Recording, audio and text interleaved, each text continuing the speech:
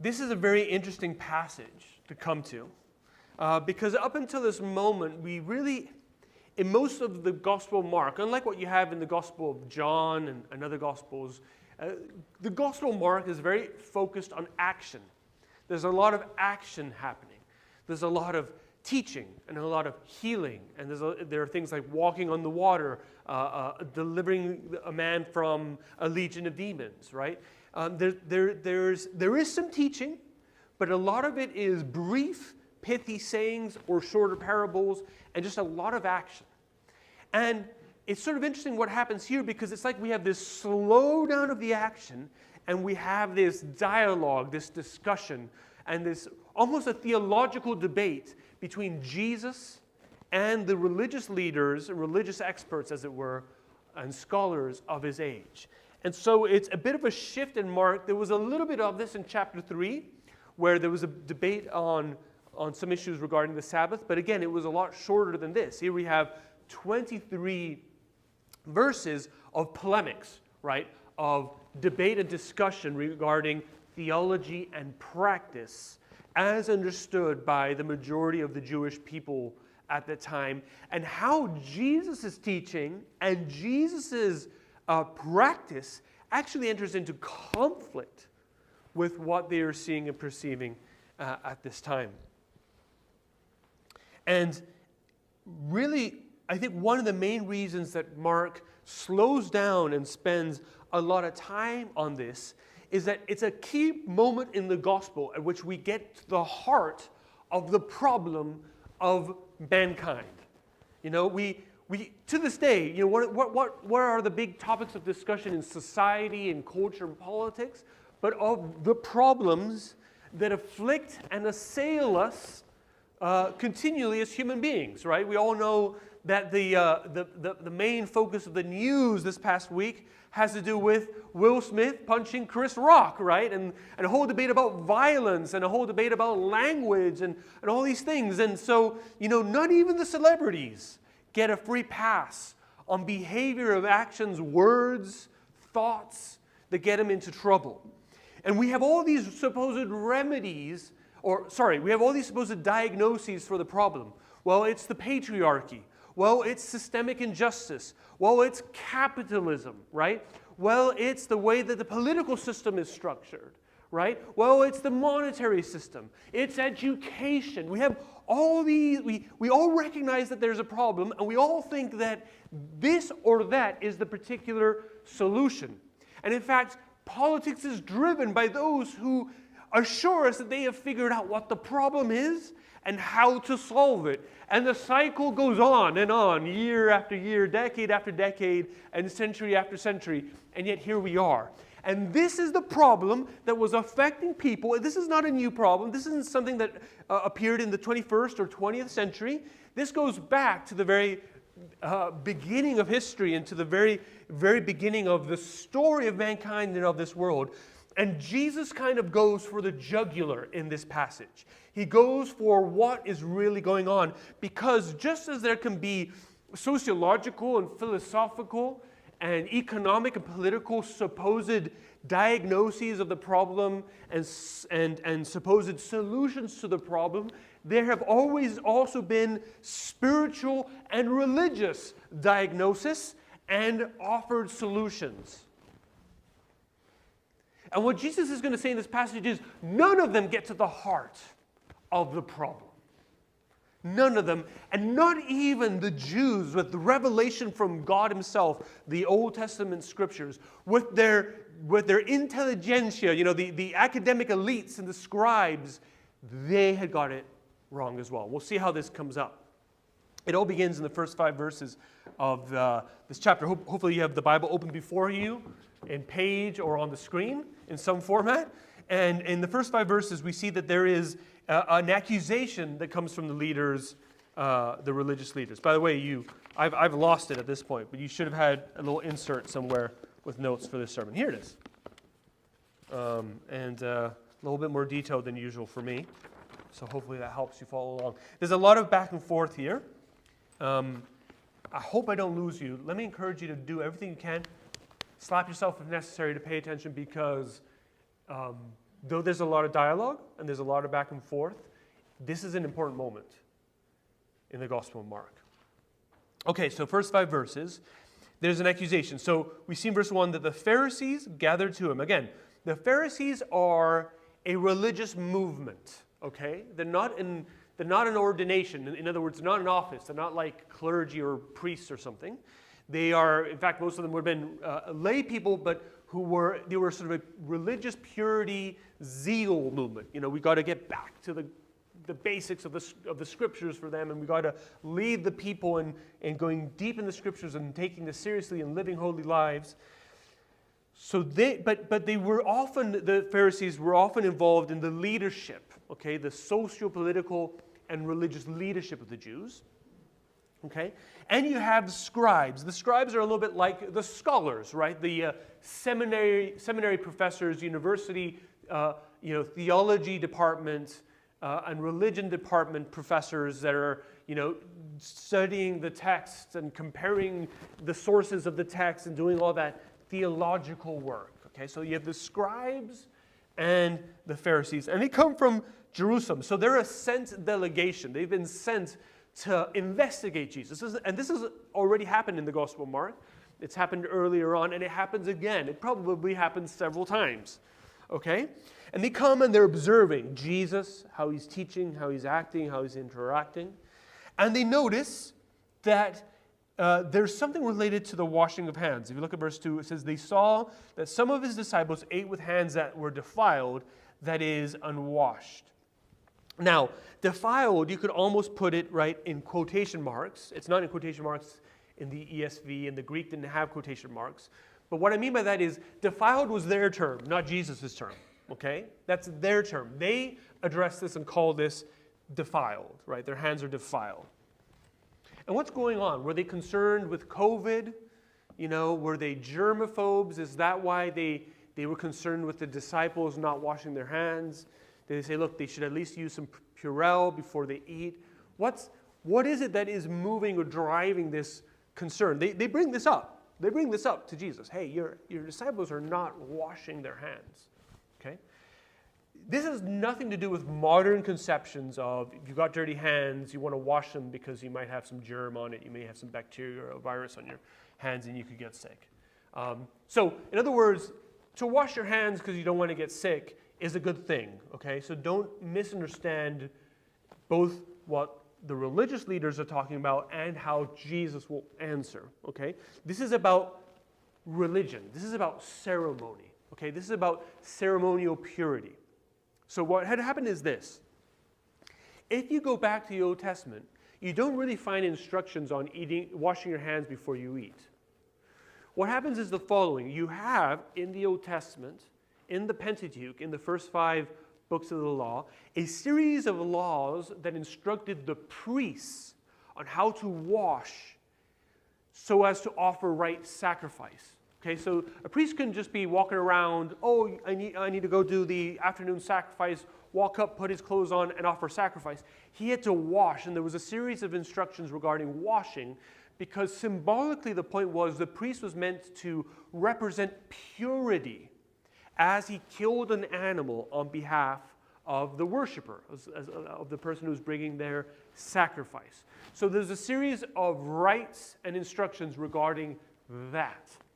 Now what had happened is that over time, different rabbis, teachers, leaders had added to the biblical instructions what God had told them they had to do, and sort of begun to apply those principles to the everyday life of the average Israelite or Jew. So you had to wash up, you had to wash your hands, you had to wash it speaks of them washing pots and pans, even washing their couches. They begin to apply this more broadly.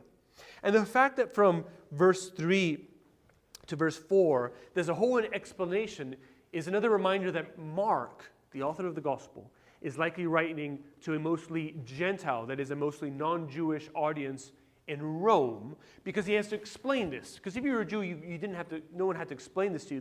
This was so much a part of life that this was a given, right? But he explains it, right? That they washed, and they washed the cups and pots and copper vessels and dining couches.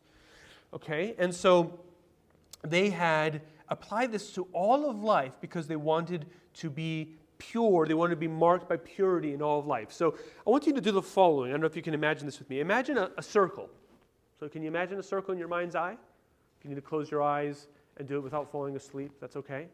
But imagine a circle, and imagine within that circle God's law. Okay? You know, God's law of washing and purity. Okay, so imagine outside of that circle, another circle, right? So these are concentric circles. Another circle around God's law. And these were the traditions or the tradition of the elders. In other words, these traditions, these added teachings on top of the law, such as purity and cleansing, like the ones he had done. So this is in the category of the tradition of the elders, okay? Now, you can say, man, these guys were, really hard. But you have to understand there was a reason for the accusation. And basically what happened is God had given his law to his people in the Old Testament. Starting in Exodus, Numbers, Leviticus, right? To Deuteronomy, God had given his law to his people, revealed his way of life, how they were to live morally, how they were to live in civil society, and how they were to live in terms of their religious practice, ceremonial law. Okay, so you have moral, civil, and ceremonial law all packaged together. Okay? And the history of Israel was one of continual failure to obey the law, continual breaking of the law, and continually leaving God and worshiping other gods.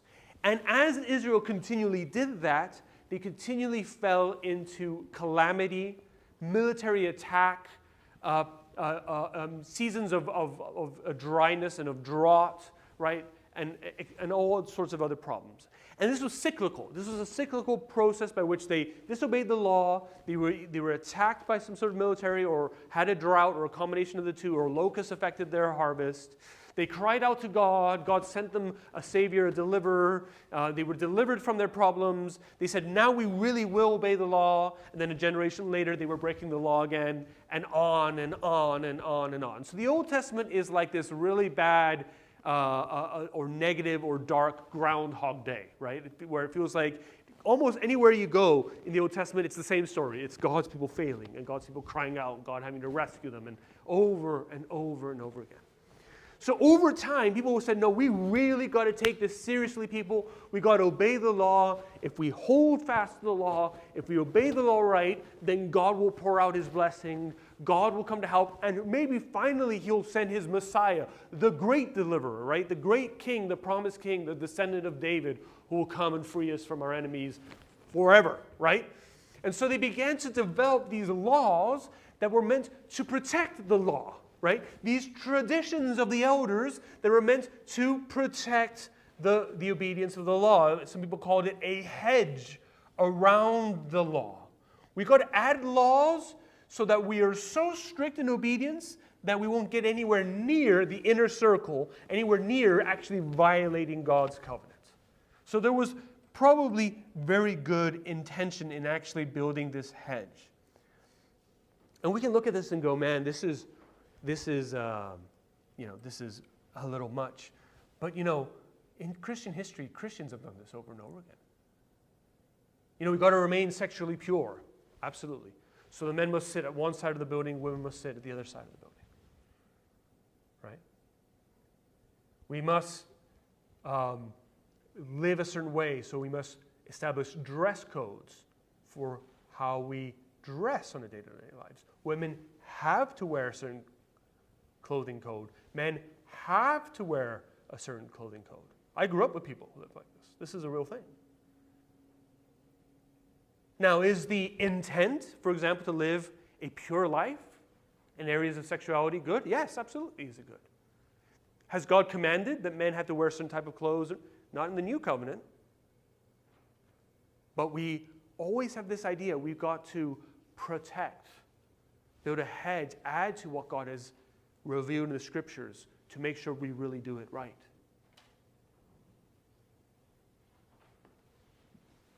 So this is a common human problem, and Christians haven't really been free from this mindset. And what's interesting is to see how Jesus challenges them. So he is challenged by these men. Jesus is challenged by these men. And Jesus challenges them right back. And he presents a challenge to their tradition and to legalism. And Jesus quotes from the prophet Isaiah. He quotes from Isaiah 29:13 in verses 6 to 8. He said to them, "Well did Isaiah prophesy of you hypocrites." This is what's interesting. Isaiah had prophesied hundreds of years before them. So Isaiah's prophecy wasn't directed to them. It was directed to the leaders of Isaiah's time. But what Jesus is saying is, this is such a perennial issue. This is such a continuing, repeating problem in God's people that he might as well have been speaking directly to you. That's what he's saying. Well did Isaiah prophesy of you. He spoke to the people of his time, but unbeknownst to him, he was speaking in the Spirit also to you in this time, he's saying. As it is written, this people honors me with their lips, but their heart, pay attention, their heart is far from me. In vain do they worship me, teaching as doctrines the commandments of men. You leave the commandment of God and hold to the tradition of men. This is very interesting, because Jesus says something of a paradox happens as a result of this good intention of trying to add to God's law so as to perfectly obey God's law, which is, in your pursuit of obeying and following the traditions, you end up violating God's law. The very thing that you were trying to avoid everyone doing, you end up doing through a different avenue. Right? Some people are breaking God's law by outright apostasy. In the Old Testament, going after Baal or going after Marduk, these other gods of the people around them. Right? At that time, it may have been something else, Zeus, or who knows what kind of god or belief system. Right? There are people who are overtly leaving God, rejecting God. All right? But you are claiming to hold fast to God, but in so doing, you've created a religious culture in which you feel okay as long as in your externals you've crossed all your T's and dotted all the I's. But your heart is far from God. In external behavior, you're doing everything right, while your heart, therefore, feels delivered, feels righteous, feels like everything is fine, and departs from God. Jesus in the Gospel of Luke illustrates this with a man, a Pharisee who's in the temple. It's an illustration, but it's a depiction of what was happening. A man who is in the temple, a Pharisee who's in the temple, who says, "I thank you, Lord." So he recognizes God's grace, in a way, that I'm not like this tax collector. The story is focused on the tax collector, but what? What does he start doing? He starts giving a list of what he's doing. I fast, I give my tithes, I pray, I'm fulfilling the externals. And Jesus says that man goes home and he is not justified before God. Because he's fulfilling all the externals while giving himself an out when it comes to despising another human being. He's fulfilling all his externals and he's not self-aware about his spiritual pride regarding the state of someone else. He's fulfilling all that's required, and there's no compassion and brokenheartedness over the sinner that's standing next to him.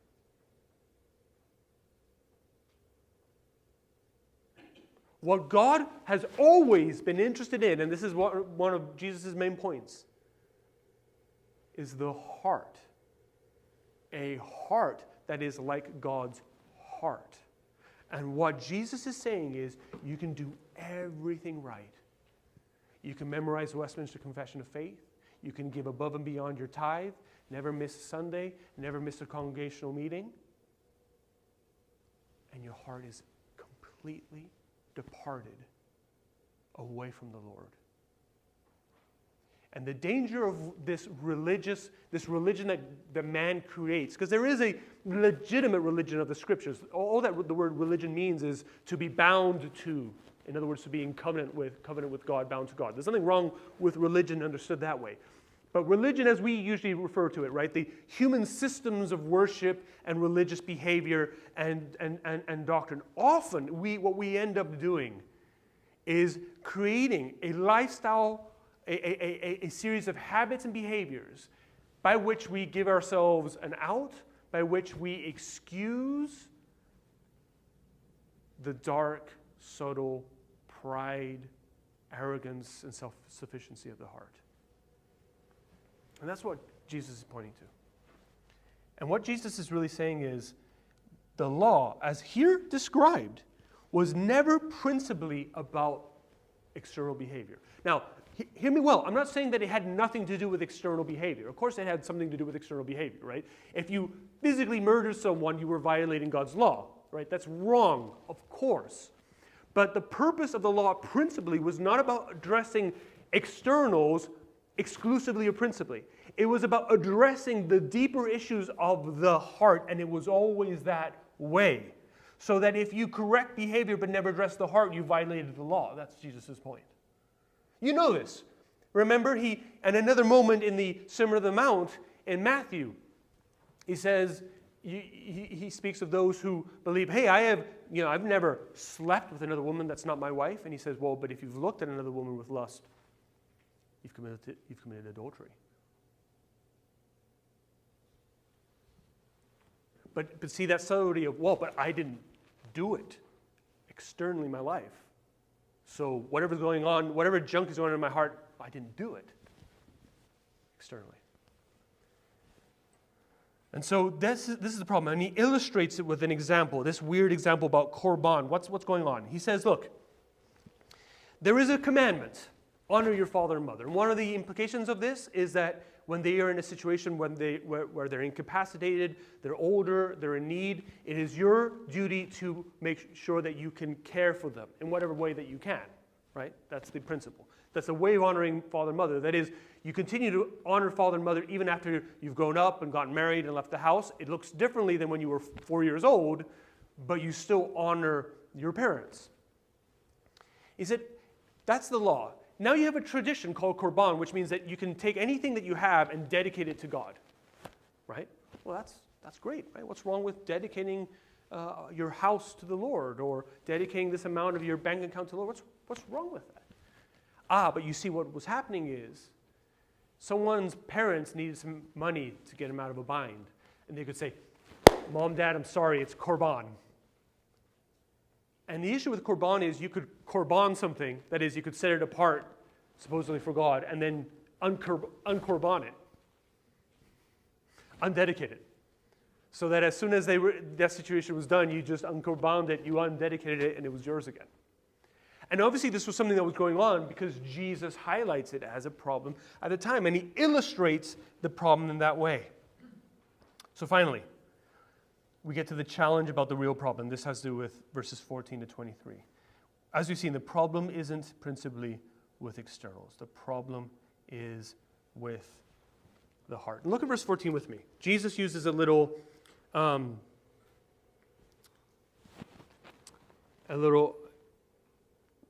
illustration for the people. He turns around to the people around him and he says, "Hear me, all of you, and understand. There is nothing outside a person that by going into him can defile him. But the things that come out of a person are what defile him."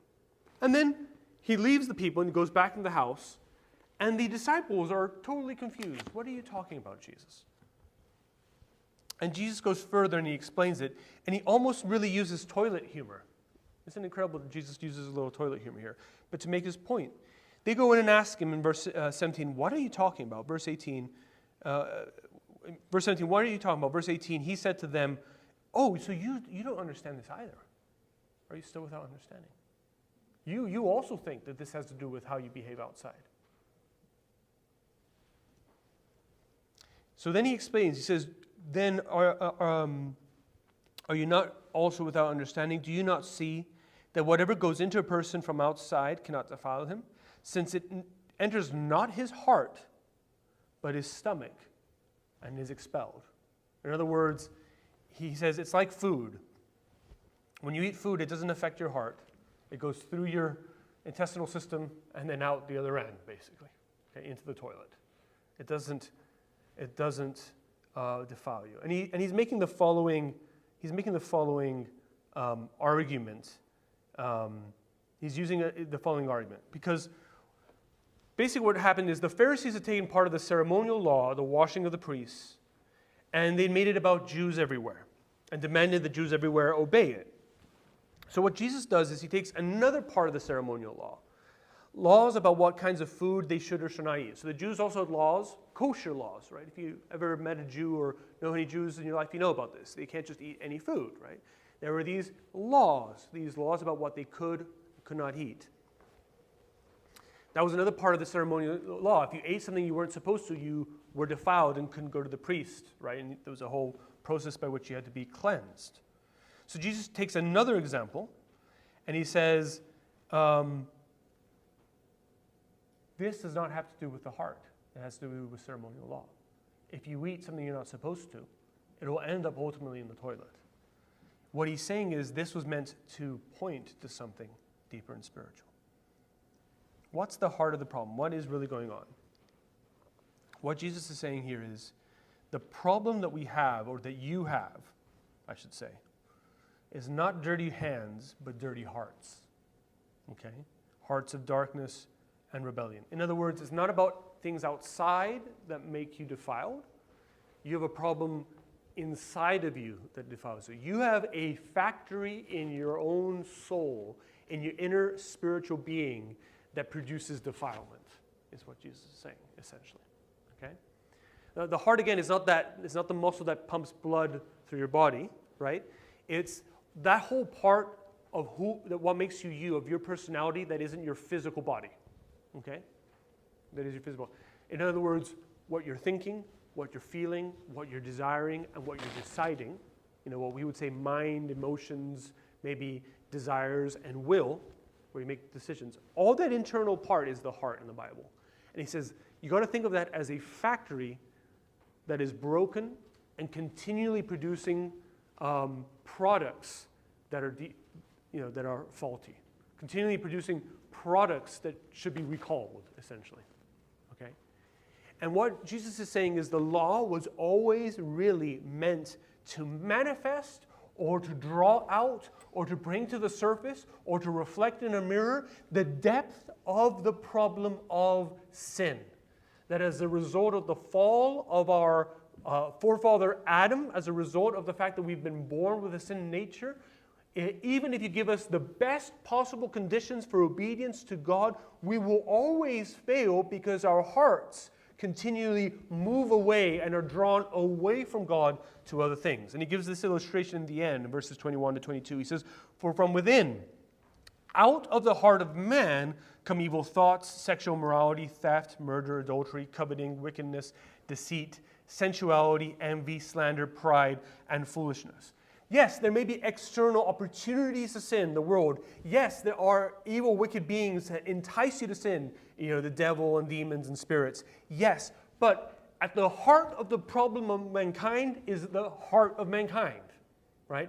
The heart of all of your problems is your own heart, is the internal spiritual world that makes up your person and personality that is drawn, bent away from God continually, and that produces the external problems. The problem in society, all the problems that we have and that we see in our own lives, in our own family dynamics, in our relationships with coworkers, in our county, state, country, world, all the problems have their source, their origin, their fountainhead in the heart of every human being inclined away from God, inclined towards this. And everything else are the symptoms, the fruit of the problem of the heart, which is the real problem. And so here's the issue. Okay, if the problem is the fact that my body is dirty, I can wash it. If the problem is what I eat, I can eat the right foods. But if the problem is the invisible spiritual aspect of who I am, that isn't material, that I can't grab a hold of, how can I cleanse myself? How can I be saved? That's the obvious question that arises out of this. And what's the answer that Jesus gives here? Do you see it? You won't see it because it's not in this passage. Got you. No, it's not in this passage. It's sort of just left like, well, what are we going to do? And the whole point is, the whole gospel is the answer. And especially the whole rest of the story is the answer. Because essentially from the very next chapter, Jesus begins to speak of something he hasn't spoken of yet. I don't know if you've noticed. We've spent months in the Gospel of Mark, and Jesus hasn't talked about something kind of important when you think about the gospel. Can you think of what that is? The cross. The question is sort of left there. Our problem comes from within. And the natural question rising is, oh my goodness, what are we going to do? And we're sort of left in tension. Well, what are we supposed to do about that if the problem is of the heart? That was always, by the way, the purpose of the law. The purpose of the law was to reveal to the people of Israel, no matter what, you cannot save yourself. You are not going to invoke the blessing of God for perfect behavior of the law. The blessing of God that comes upon you and then comes through you out into the world that God has promised is something that God himself is going to have to work out because you can't do it. And in the person of Jesus, we begin to see the answer to that problem because Jesus is the one person, the one man who steps into this world whose heart is not characterized by these things. We could reread this passage, these last verses, and read them in light of Jesus and say, from within, out of the heart of the man, Jesus, comes what? Good thoughts, sexual uprightness, and self-control. Comes generosity, life, faithfulness, goodness, honesty, clarity, humility, wisdom. All these things came out of his heart and were evidenced in his life. He had the heart that was right. Therefore, he lived the life, the externals that were right. If you want to know how we should be living as Christians, we should be looking to Jesus and not the Pharisees, right? And as Jesus lived his life, he did so on our behalf. So that he could stand as a truly pure and undefiled sacrifice, much more pure and undefiled than any animal sacrifice offered by any washed priest of the Old Testament. He was the priest who offered himself undefiled and pure on the cross on our behalf to deal definitively with the guilt that we have produced from the thoughts, desires, and drives of our heart. He has paid the penalty for our sin.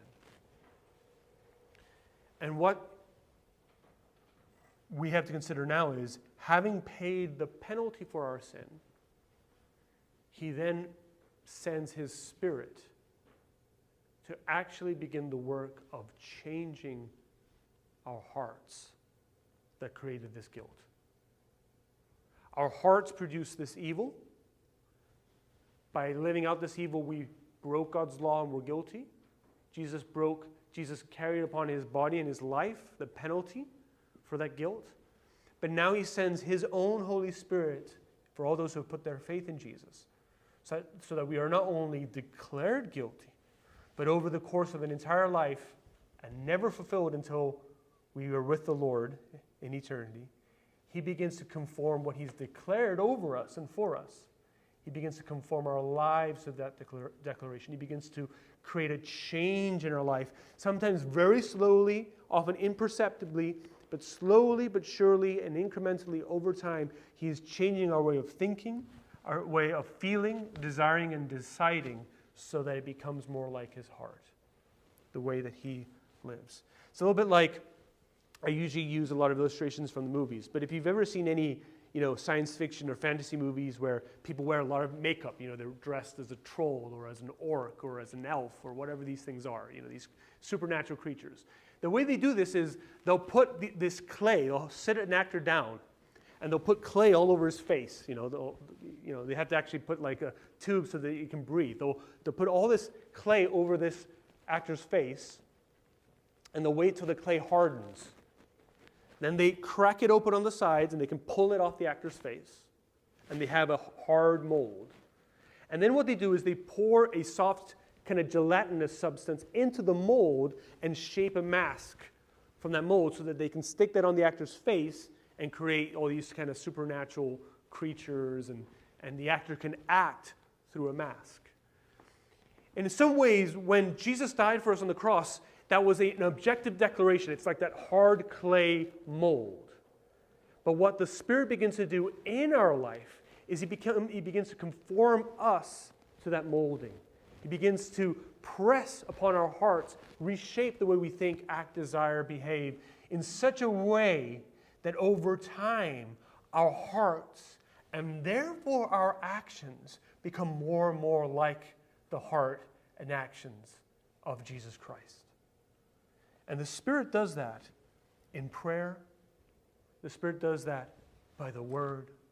The Spirit does that every time we feed together at the table by faith in Him. That's how the Spirit is at work in us. The first heart surgery was performed in 1896. The first heart transplant in 1967.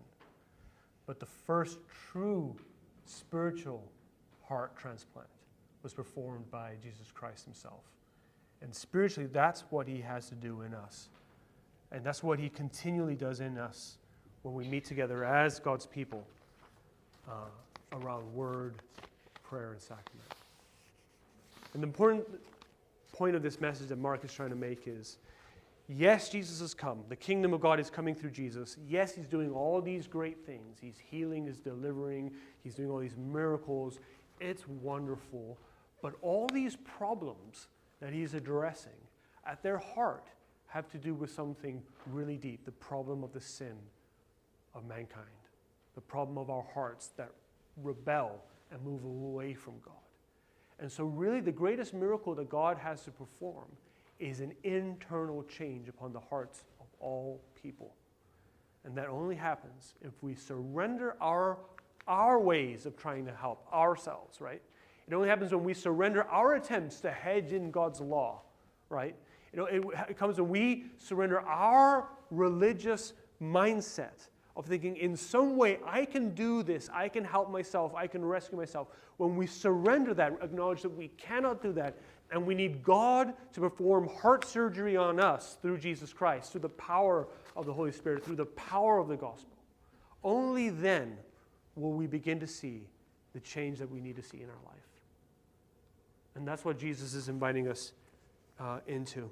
And that's what we will grow into more and more as we continue to meet together. So we will celebrate the Lord's Supper together and invite the Lord to really feed us by His Spirit and change us and change our hearts.